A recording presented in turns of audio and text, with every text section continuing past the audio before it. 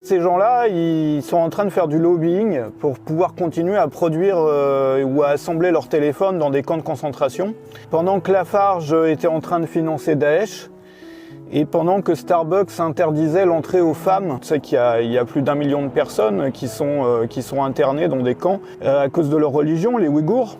Moi, je passais pour un fou quand j'en parlais, je crois l'année dernière ou je sais pas quand.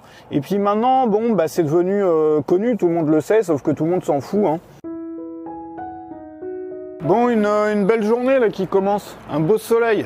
Et aujourd'hui, tu sais, là, j'ai vraiment besoin un peu là de m'évader. Faut que je fasse réviser ma voiture. Faut que je fasse changer l'huile, que je fasse vérifier l'huile, les filtres. Et l'autre jour, je me pointe dans un garage et le gars, je lui dis ouais, je viens pour la vérification. Et le gars, il me dit il est où l'huile, elle est où l'huile, ils sont où les filtres? En fait, il fallait que tu les achètes en fait. Et moi, je sais même pas s'il fallait les changer ou tu sais, moi, j'y connais rien en bagnole, hein. Donc là, j'ai trouvé un vrai garage. Et par contre, c'est loin. Je vais essayer de le trouver. Et puis après, je vais essayer de trouver un coin où je peux me poser là pour le week-end avec des fleurs, de la nature, un chalet, un truc. Mais pas loin d'ici, puisqu'il va falloir que je revienne. Tiens, tu vois, j'avais vu celle-là qui a l'air pas mal, hein. Tu vois, c'est joli comme tout. C'est vraiment, vraiment joli comme tout. Sur Airbnb. Il y avait aussi celle-ci. Tu vois, c'est mignon tout ça. Qu'est-ce que t'en penses ? On verra. La première étape, c'est de faire réviser la voiture, être sûr qu'on ne tombe pas en rade. Et puis après, j'essaierai de booker quelque chose. Et voilà. Alors, on voit rien du tout parce qu'il y a de la buée de folie ce matin là sur la voiture. Du coup, j'ai un peu d'avance là. Je me suis posé dans un bled juste avant. Et je voulais te parler d'Apple, de Lafarge, de Starbucks, qui sont beaucoup d'entreprises, enfin pas toutes, mais certaines d'entre elles, comme Apple, comme Starbucks, qui ont tendance à faire la morale un peu à tout le monde, à se présenter comme des entreprises propres sur elles, engagées, tu vois, qui recyclent et qui font des Macs avec de l'aluminium recyclé, qui sont pour l'inclusivité, la diversité, pour que tout le monde soit ami et tout. Et en fait, ces gens-là, ils sont en train de faire du lobbying pour pouvoir continuer à produire ou à assembler leurs téléphones dans des camps de concentration, pendant que Lafarge était en train de financer Daesh et pendant que Starbucks interdisait l'entrée aux femmes dans ces... Enfin, je rigole, mais c'est triste, hein. Là, je te mets les articles pour commencer. Je te raconte pas, tu vois, c'est pas des théories du complot, le truc, hein. Il y a quelques associations, des organisations non gouvernementales là, qui sont en train de faire des enquêtes. Comme quoi Apple serait en train de faire assembler ou produire des parties de ses téléphones dans les camps de concentration chinois. Tu sais qu'il y a plus d'1 million de personnes qui sont internées dans des camps à cause de leur religion, les Ouïghours. Et il y a des choses horribles qui se passent là-bas, hein. Il suffit de chercher un peu. Moi, je passais pour un fou quand j'en parlais, je crois l'année dernière ou je sais pas quand. Et puis maintenant, bon, c'est devenu connu, tout le monde le sait, sauf que tout le monde s'en fout, hein. Et on continue à bosser avec des pays qui ont des pratiques comme ça. Bon, alors le problème d'Apple, c'est ça, c'est que c'est pas avéré. C'est pas avéré, il y a des enquêtes qui sont en cours. Mais ce qui est avéré, c'est que ils ont financé des lobbyistes pour pouvoir continuer à faire ça. C'est-à-dire, attends, je t'explique le truc. C'est-à-dire qu'aux États-Unis, tu as une loi ou un projet de loi qui vise à faire en sorte qu'on puisse pas produire ses produits dans des camps de concentration, quoi. Enfin, tu vois, le truc normal. Non, en fait, c'est une loi qui propose de réprimer, de contrôler, de réprimer le travail forcé, donc le travail par des esclaves, en fait. Et tu sais que le travail par des esclaves, t'as probablement, d'ailleurs, si tu manges des fruits de mer, mangé des produits qui ont été pêchés par des esclaves. Ça s'appelle CP, c'est une société en Thaïlande que tu connais si tu as habité là-bas, parce que c'est l'une des plus grosses boîtes, qui est propriétaire d'énormément d'entreprises là-bas, qui appartient à l'une des familles les plus riches du pays, en Thaïlande.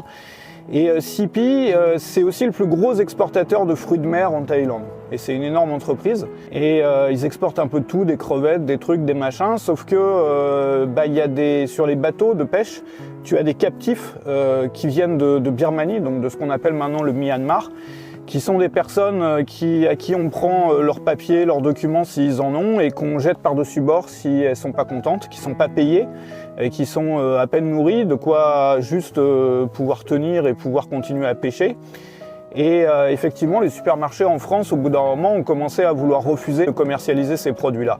Alors je ne sais pas où on en est aujourd'hui, mais CP, ils n'ont jamais fait dans l'humanitaire, tu vois. Ils ont toujours été, tout le monde a toujours su que c'était une entreprise horrible, qu'il y avait des pratiques horribles, enfin ça se sait.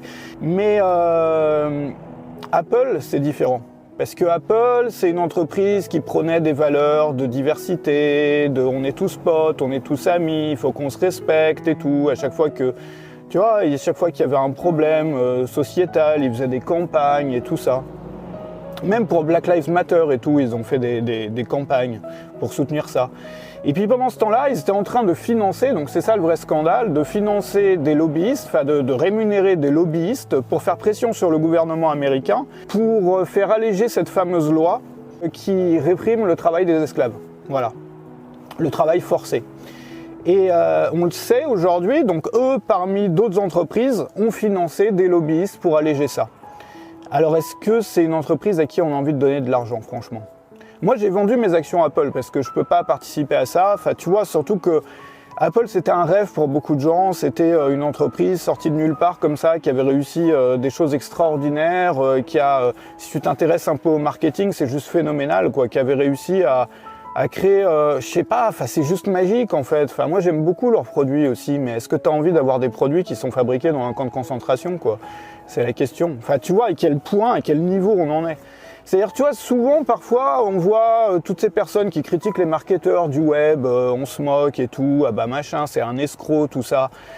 Mais le pire des escrocs du web, en fait, il n'arrive pas à la cheville de ces gens-là. Je veux dire, le pire des escrocs du web, il ne fait pas fabriquer ses produits, enfin, excuse-moi de rigoler, mais bon, il y a un moment, c'est tellement absurde que ça devient... Le pire des escrocs du web, il ne fait pas fabriquer ses produits dans des camps de concentration. Le pire des escrocs du web, il ne finance pas Daesh, quoi. Le pire des escrocs du web, il n'interdit pas la vente de ses produits aux femmes. Voilà. Alors pour Daesh, c'est Lafarge. Alors ça, c'est établi, hein. Je crois que c'était Mediapart qui avait commencé à faire une enquête là-dessus. Bah tranquillement, ils étaient en train de donner de l'argent à Daesh, donc à l'État islamique, pour pouvoir continuer à produire du ciment, enfin pouvoir continuer à travailler tranquillou en Syrie, en pleine guerre. Voilà, donc sur les zones occupées par Daesh, bah, ils versaient du cash à Daesh, donc ils finançaient tranquillement l'armée islamique pour pouvoir gagner des thunes, quoi. Enfin, tu vois un peu le niveau, quoi. Et puis Starbucks aussi, qui est une entreprise qui fait pas mal la morale aussi, tu vois, qui aime bien faire des trucs en mode on est tous potes. Et ben en Arabie Saoudite, il y a eu ça, c'était il y a quelques années, tu vois, je sais pas où ça en est aujourd'hui, mais tu avais ces panneaux qui disaient que les femmes peuvent pas rentrer, les femmes sont interdites de rentrer là-dedans, quoi, qu'il fallait qu'elles envoient leur chauffeur, quoi, tu vois.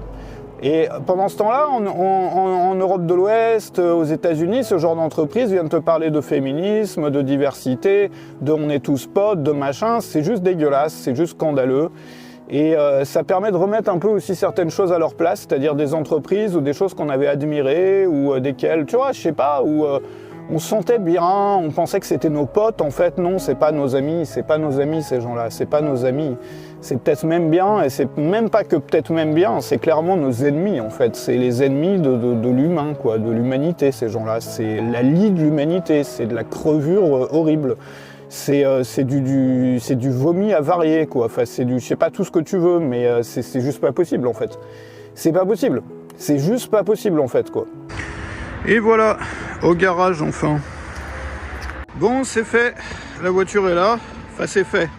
Il y en a maintenant pour 2h30, 3h là, donc j'attends un taxi et puis je vais te raconter la suite dans le centre. Et voilà, arrivé sur la place principale là, je pense que je vais aller me balader un peu près de la rivière.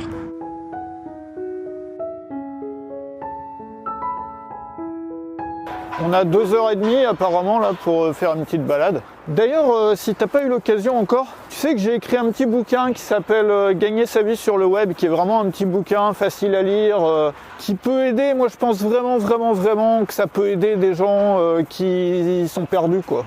Qui savent pas ce qu'ils pourraient faire, qu'on en marre de leur boulot, qui voudraient changer de vie. Et ce petit bouquin, je te l'ai mis dans le premier commentaire, donc c'est pas la description, c'est dans le premier commentaire, qui est tout en haut des commentaires. Donc ce que tu peux faire, c'est cliquer dessus, c'est gratuit. Enfin, tu vas voir, juste lis l'intro, lis juste le début. Parce qu'au début du petit livre, je vais te montrer que finalement, même si tu crois que t'es pas un expert, que t'as pas vraiment de capacité particulière, que tu sais pas ce que tu pourrais vraiment faire sur le web, je suis sûr que ça va te donner des idées. Donc c'est sur le premier commentaire. Prends le temps de lire ça, c'est facile à lire, c'est rigolo. Enfin, tu vois, moi je suis pas un grand écrivain, Mais si ça peut te donner quelques idées, c'est tout bénef. Et tout à l'heure, du coup, je regarderai, je te montrerai là, quelle maison je choisis là, pour passer le week-end. Enfin, si ma voiture, si j'arrive à récupérer ma voiture, je passerai le week-end dans une petite maison de campagne, je pense. Tu sais, les trucs que je t'avais montré sur Airbnb tout à l'heure. Et si tu veux voir plus de vlogs là, si tu veux voir plus de petites vidéos comme ça, où on discute, moi j'adore faire ça quoi. J'adore faire ça et ce qui est génial, c'est que c'est pas du boulot. Tu vois, et je pense que je vais complètement arrêter de bosser maintenant. Je fais de plus en plus de trucs qui me plaisent. Je sais pas pour toi, chez toi, je pense que c'est la plus grande des victoires. Tu sais, j'étais en train de lire hier soir un bouquin, je t'en reparlerai, sur la retraite. La retraite anticipée, c'est les gens qui veulent arrêter de bosser. Et en fait, ils disent dans le bouquin, et c'est vrai, moi je m'en suis rendu compte, que beaucoup de gens, ils rêvent de plus rien avoir à faire, d'avoir du fric qui tombe et puis de pas bosser. Mais quand tu fais ça, tu t'emmerdes en fait, tu te fais chier. Moi j'ai eu des périodes comme ça, c'est l'horreur. Et au contraire, l'idée c'est de pouvoir faire quelque chose que t'aimes en fait de tes journées.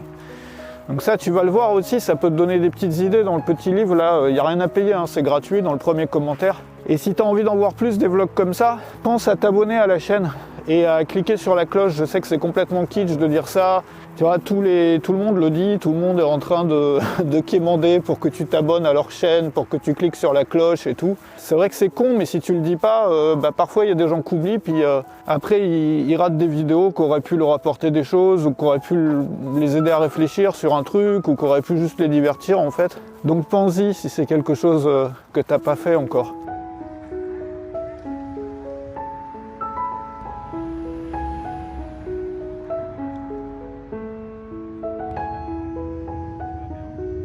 Bon, avant d'aller chercher la voiture, parce qu'il y a encore du temps là, ils ont toujours pas appelé, je voulais discuter avec toi un peu des problèmes qu'on a, nous les créateurs, là, depuis quelques années.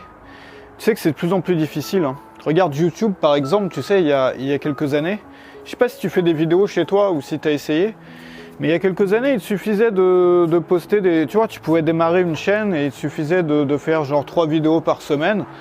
Et au bout de quelques mois, c'était bon quoi. Enfin déjà, ça pouvait commencer à décoller au bout de quelques semaines, mais aujourd'hui, c'est devenu difficile, hein, quand tu démarres, tu vois, d'amorcer le truc. Si bien que tu as des gens qui en font même tous les jours parfois et pour qui ça décolle pas.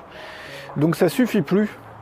Alors il y en a beaucoup qui ont du mal à trouver des clients quand tu démarres, quoi. Enfin, qui ont beaucoup plus de mal à trouver des clients, tu vois, quand ils vendent des formations, de l'accompagnement, des produits, n'importe quoi. Et puis quand on écrit des articles, c'est dur aussi parce que, tu sais, écrire des articles, il y avait eu la grande époque des blogs à une époque, mais aujourd'hui, tu vois bien qui écrit des articles, ce sont des référenceurs professionnels, tu sais, c'est des gens qui écrivent des articles autour de mots-clés pour être positionnés sur Google, qui sont des professionnels aussi.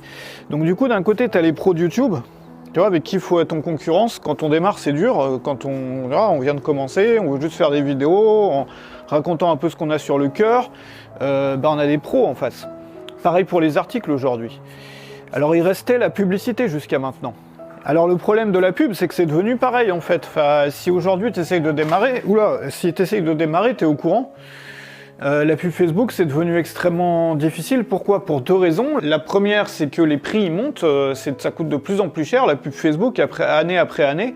C'est bien que pour beaucoup de gens, c'est devenu de plus en plus difficile d'être rentable, en fait. Et la deuxième raison, c'est que c'est dangereux, la pub Facebook, parce que tu peux te faire vider ton compte à tout moment. Tu l'as vu, les règles, elles sont de plus en plus restrictives. Si bien que tu peux pas baser toute une activité sur le web autour de pub Facebook, c'est pas possible. Enfin, je veux dire, ce serait trop risqué, à moins vraiment d'être un pro. Et tu sais que les pros aujourd'hui de la pub Facebook, ils ont des comptes d'avance, des comptes, tu vois, ils rachètent des comptes à des personnes, des comptes Facebook pour que ça paraisse être des vrais comptes. Ils ont toujours des cartes bancaires d'avance sur leur société, au cas où il y a une carte qui se fasse bloquer. J'ai même discuté avec une fois qui avait des sociétés d'avance, des entreprises qui l'avaient enregistré, au cas où il se fasse bannir une entreprise. Donc on peut pas non plus, tu vois, faire baser tout son business là-dessus. Et c'est la raison pour laquelle, tu sais, quand on veut faire des ventes aujourd'hui, quand on démarre, je pense qu'aujourd'hui, le moyen le plus facile, c'est même pas que je pense, c'est que je l'ai vu faire par certains, et le moyen le plus facile, c'est les partenariats. Des partenariats, mais pas avec des concurrents, avec des personnes qui proposent des produits complémentaires aux tiens. Et ça marche aussi bien pour les formations, pour l'accompagnement, pour les produits physiques, pour les services, pour la prestation, pour à peu près tout. Et si c'est un sujet qui t'intéresse, parce que les partenariats, il y a partenariat et partenariat, tu vois. Il y a une méthode que moi j'avais créée, qui a déjà aidé beaucoup de gens, qui s'appelle trouver des clients sans audience et sans faire de publicité. Je t'ai mis le lien, alors cette fois-ci c'est dans la description, c'est pas dans le premier commentaire. Toutes les infos sont en dessous. Et ce que je voudrais faire, c'est t'apprendre à trouver des clients en fait, mais sans que tu aies besoin de faire de contenu, c'est-à-dire de vidéos, d'articles ou autres. Sans que tu aies besoin de dépenser un seul euro en publicité, sans que tu aies besoin de rien de tout ça. Et donc du coup, ça peut être beaucoup plus rapide aussi. Alors, les partenaires, je sais bien au début que c'est dur à trouver. Tu vois, au début, on n'a pas de réseau, on ne sait pas par où commencer. C'est la raison pour laquelle aussi, je vais te montrer ça. Je vais t'aider même à écrire les emails, à trouver les bons partenaires, à écrire les emails pour les contacter, à te servir du nom de tes premiers partenaires pour convaincre les partenaires d'après. Et surtout, le plus important, c'est pas de faire des partenariats n'importe comment, parce que les gens, ils vont pas promotionner ton produit. Genre, ils vont pas, tu vois, quelqu'un d'établi, si tu démarres aujourd'hui, il va pas parler de ton produit à son audience contre une commission si tu le présentes juste comme ça. Il faut pas que tu lui proposes d'aller faire un email à toute sa mailing list ou d'aller en parler à tout le monde. Non, c'est beaucoup plus subtil. D'ailleurs, tu as beaucoup plus de chances de convaincre des partenaires si tu travailles comme ça. Et cette méthode-là, elle va te permettre de proposer tes produits uniquement à un petit groupe de gens, mais un petit groupe de gens qui sont les personnes qui ont le plus de chances d'acheter ton produit ou ton service. C'est vraiment un truc que je te conseille d'essayer si toi, tu galères un peu avec, tu vois, tu cherches une troisième voie en fait, qui soit ni le contenu, ni la publicité. Et je sais que ça peut aider tellement de gens. Donc ça, c'est dans la description pour toutes les infos si tu veux regarder ça. Et puis, moi, il me reste aujourd'hui à aller chercher la voiture, là, s'il m'appelle au bout d'un moment. Et puis, à réserver justement une petite maison, là, ou un chalet, ou un machin, là, pour le week-end. Enfin, moi, quand je dis week-end, c'est pas toujours samedi-dimanche. Hein. Moi, j'aime pas même pas prendre mes week-ends le week-end parce qu'il y a trop de monde sur les routes. Enfin, tu vois, j'aime bien les week-ends en semaine, moi. Bon, ça y est, ils viennent d'appeler, la voiture est prête, donc je vais pouvoir aller la chercher et puis booker un Airbnb. Là, je vais te montrer lequel dans la campagne. Enfin, je vais choisir avec toi en allant la récupérer. J'appelle juste un taxi, puis on y va. Bună ziua, o mașină vă rog pe Vasile Coman, numărul 3, bloc 2, scara B. Blocul 2 în spate, da? Da. Mulțumesc. La revedere. Ouais, il n'y a pas encore Uber ici, ni Bolt, donc il y a les taxis, quoi.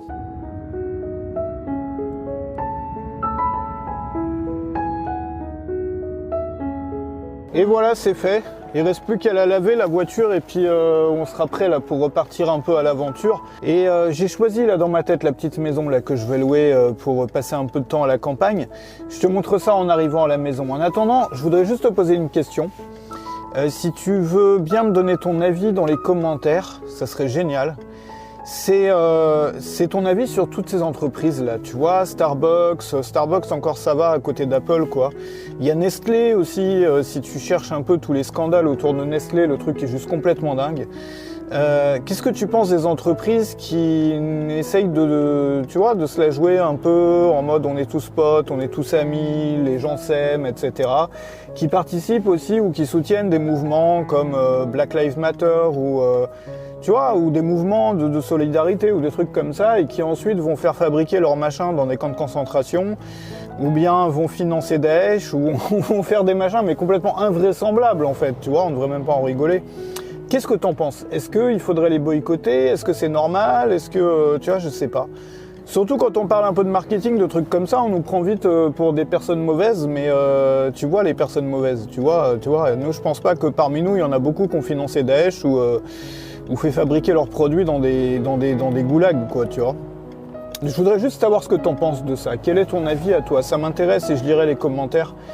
Et tu peux aussi regarder dans la description, comme je te disais, si toi t'es un créateur ou une créatrice et que t'as vraiment du mal à trouver des clients, bah je peux t'aider là-dessus aussi.